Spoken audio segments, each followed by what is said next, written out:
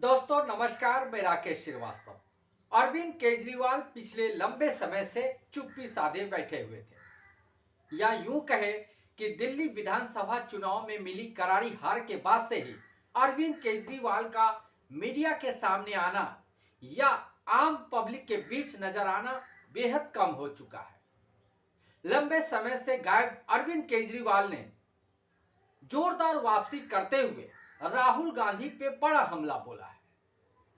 यह हमला ऐसे वक्त में हुआ है जब एक तरफ बिहार में राहुल गांधी की वोट अधिकार रैली चल रही है और उनके चुनाव आयोग को लेकर उठाए गए तमाम सवालों को लेकर देश भर में राहुल गांधी का एक अलग मूड नजर आया और राहुल गांधी के पक्ष में एक माहौल बनता नजर आया। इसी बीच अरविंद केजरीवाल ने जिस तरह से राहुल गांधी और कांग्रेस परिवार पे हमला बोला है, उससे सवाल उठने लगा है कि आखिर अरविंद केजरीवाल ने ऐसे समय में जब विपक्षी एकता पूरी तरह से एकजुट नजर आ रही है, जब टीएमसी और दूसरी पार्टियां जो कांग्रेस से अलग थलग नजर आ रही थी वो अब एकजुट हो रही है, ऐसे समय में अरविंद केजरीवाल ने आखिर राहुल गांधी और कांग्रेस परिवार पर हमला क्यों बोला है। अब ये जान ले पहले कि आखिर अरविंद केजरीवाल ने ऐसा क्या बोला। अरविंद केजरीवाल ने इस बात का दुख जताया है कि उनके 5 नेताओं को भ्रष्टाचार के अलग अलग मामलों में जेल जाना पड़ा, लेकिन गांधी परिवार का कोई भी सदस्य अब तक जेल नहीं गया है, जबकि उस पर कई तरह के गंभीर आरोप लगे। खास करके नेशनल हेराल्ड के मामले में तमाम तरह के बातें सामने आए, उसके बावजूद राहुल गांधी हो या कांग्रेस परिवार का कोई भी सदस्य जेल नहीं गया। इस तरह का तंज कसते हुए राहुल गांधी और कांग्रेस परिवार पर निशाना साधा है। इसे लेकर कांग्रेस नेता उदित राज ने केजरीवाल को आईना दिखाते हुए कहा है कि 2012 में अरविंद केजरीवाल की इतनी हैसियत नहीं थी कि वो रामलीला मैदान को भर देते, लेकिन उनको बीजेपी और आरएसएस ने सपोर्ट किया, इसलिए वो इतना बड़ा आंदोलन खड़ा कर पाए थे। यानी सीधे तौर पे उन्होंने अरविंद केजरीवाल को खड़ा करने या आम आदमी पार्टी को खड़ा करने के लिए भारतीय जनता पार्टी और आरएसएस के सपोर्ट को जिम्मेदार बताया। वहीं दूसरी तरफ अरविंद केजरीवाल ने जेल नहीं जाने के पक्ष में बयान देते हुए ये कहा कि राहुल गांधी या कांग्रेस परिवार का कोई भी मेंबर इसलिए जेल नहीं गया क्योंकि वो भारतीय जनता पार्टी के साथ मिले हुए हैं, वो कॉम्प्रोमाइज की राजनीति करते हैं। कांग्रेस हमेशा भारतीय जनता पार्टी के साथ समझौता करके चलती रही है, इसकी वजह से उन्हें जेल नहीं जाना पड़ा। वैसे ईडी ने सोनिया गांधी और राहुल गांधी को कार्यालय बुलाकर पूछताछ की थी, लेकिन अब तक किसी को जेल नहीं हुई, ये सच भी है। लेकिन ऐसे समय में जबकि राहुल गांधी के पक्ष में पूरी तरह से माहौल बन रहा है और बिहार में जिस तरह से उनकी रैलियों को लोगों का भरपूर रिस्पॉन्स मिल रहा है, ऐसे समय में अरविंद केजरीवाल ने अचानक इस तरह का हमला क्यों बोला, यह बड़ा सवाल खड़ा हो रहा है। फिलहाल अरविंद केजरीवाल का पूरा ध्यान पंजाब में है। पंजाब में होने वाले विधानसभा चुनाव से पहले की तैयारियों में वो जुटे हुए हैं, लेकिन दिल्ली विधानसभा चुनाव में मिली करारी हार के बाद से वो मीडिया के सामने बेहद कम समय में नजर आए। साथ ही उनका किसी भी तरह का बयान अब पिछले कई महीनों से सामने नहीं आया है, लेकिन अचानक अब वो राहुल गांधी पे हमला बोलते हुए सामने आए। तो सवाल ये उठता है कि आखिर इस ऐसे वक्त में राहुल गांधी पे हमला बोलने का मतलब क्या है। वैसे आम आदमी पार्टी बिहार में 243 सीटों पे विधानसभा चुनाव लड़ने का ऐलान कर चुकी है। ये सभी को मालूम है कि आम आदमी पार्टी का फिलहाल बिहार में कोई जनाधार नहीं है। खास करके कांग्रेस जिस पर यह हमला किया गया है, उस कांग्रेस का भी बिहार में कोई बड़ा जनाधार नहीं है। राहुल गांधी भले यात्रा निकाल रहे हों, लेकिन इसका वोट में कितना परिणाम आएगा ये भी बताना मुश्किल है। ऐसे समय में राजद पर अगर हमला किया जाता तो एक बात समझ में आती कि वो तेजस्वी यादव को घेरकर वहां की वोट को सेंध लगाने की कोशिश कर रहे हैं, लेकिन ऐसे समय में राहुल गांधी और कांग्रेस पे हमला बोलकर आखिर बिहार चुनाव से क्या मिलने वाला है। दूसरी तरफ पंजाब में और गुजरात में इन दोनों जगहों पे आम आदमी पार्टी को सबसे ज्यादा टक्कर कांग्रेस से मिलती रही है।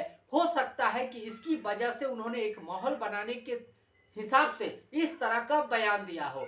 लेकिन पंजाब में 2 साल के बाद विधानसभा के चुनाव होने हैं और गुजरात में अभी काफी वक्त है। ऐसे में इस तरह का बयान का फिलहाल क्या मतलब है, ये भी समझना बेहद जरूरी है।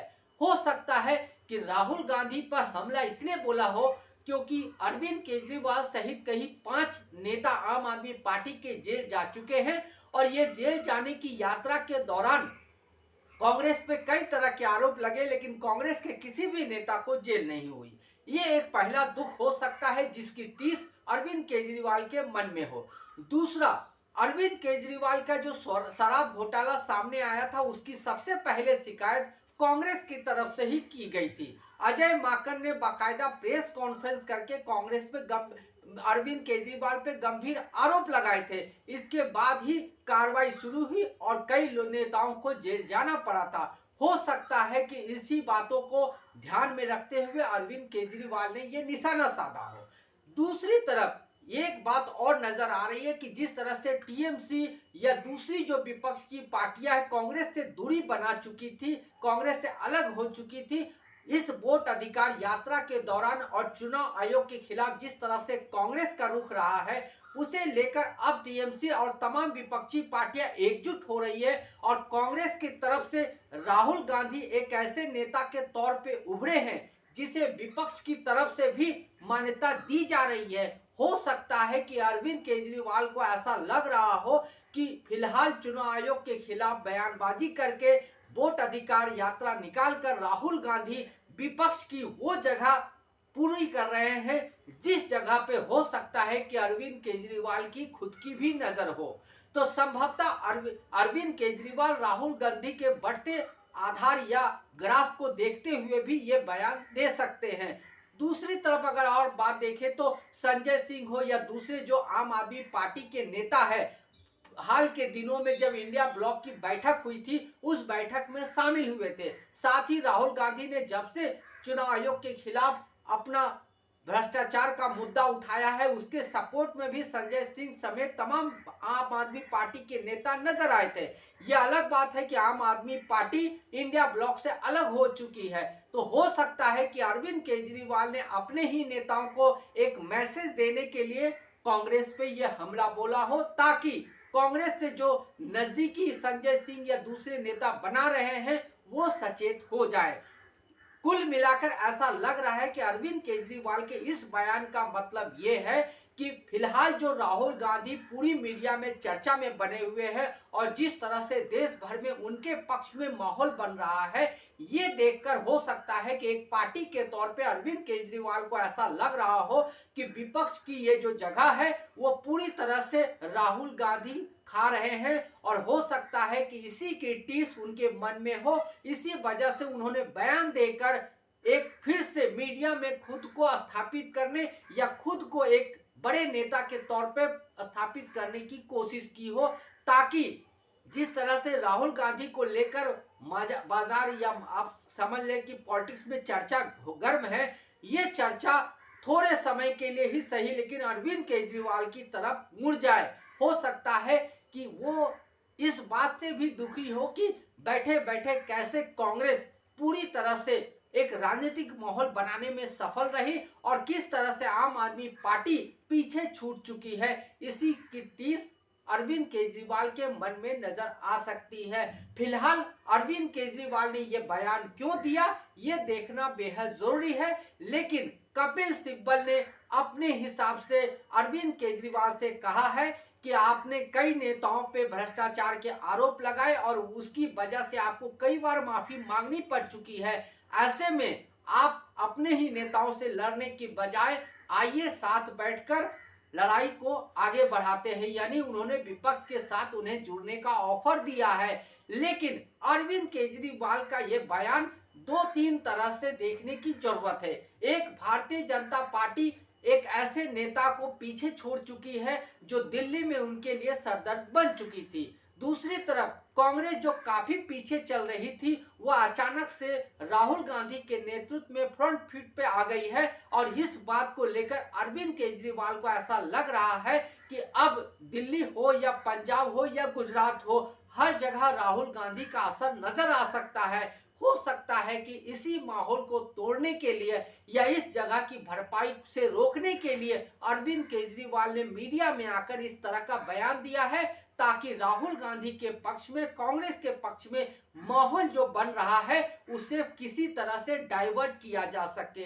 हो सकता है कि अरविंद केजरीवाल के दिमाग में कुछ और चल रहा हो, लेकिन फिलहाल जो मौजूदा राजनीति चल रही है उसे देखते हुए ऐसा लग रहा है कि जिस तरह से राहुल गांधी का ग्राफ बढ़ा है, उससे दूसरी जो विपक्षी पार्टियां हैं वो खासा चिंतित है। और इसमें अरविंद केजरीवाल सबसे आगे नजर आ रहे हैं, क्योंकि अरविंद केजरीवाल वो एक राजनीतिज्ञ थे जिन्होंने बीजेपी को अच्छी टक्कर दी थी, लेकिन दिल्ली विधानसभा चुनाव हारने के बाद से वो बैकफुट पे है। इसलिए अब एक बार फिर से अपनी पूरी तैयारी के साथ वो फ्रंट फुट पे आके खेलना चाहते हैं, और इसी के तहत उन्होंने राहुल गांधी और कांग्रेस परिवार पे ये शायद हमला बोला हो। आज के लिए बस इतना ही। अगर आप हमारे श्रोता हैं तो आप हमें जरूर लाइक और सब्सक्राइब करें।